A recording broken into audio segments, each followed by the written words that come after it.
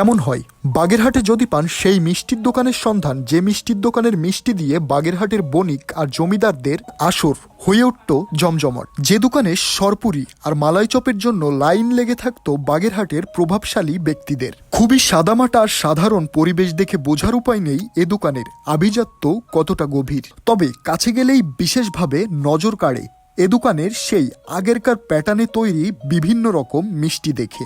রসে ডুবানো মালাই চপটা গালে নিতেই যেন খাঁটি দুধ আর সুনিপুণ হাতে তৈরি কারিগরদের হাতের জাদুতে আপনি চলে যাবেন সেকালের সেই পুরনো দিনের স্বাদে। তাদের এই অনেক মিষ্টির ভিতর থেকে আমরা মালাই চপ, সরপুরি এবং বেবি সুইটস নামে 3টা মিষ্টির অর্ডার করেছিলাম।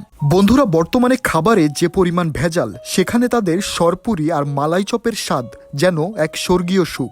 বাগেরহাটে যদি কখনো আসা হয়, কানাই ঘোষ নামের এই দোকানে অবশ্যই আসবেন। আর এই দোকানের লোকেশন বাগেরহাট শফি মার্কেট থেকে একটু সামনে ফলপট্টি মোড় বাজারের ভিতরেই কানাই ঘোষের দোকান বললে যে কেউ দেখিয়ে দিবে। সকলে ভালো থাকবেন, আল্লাহ হাফেজ।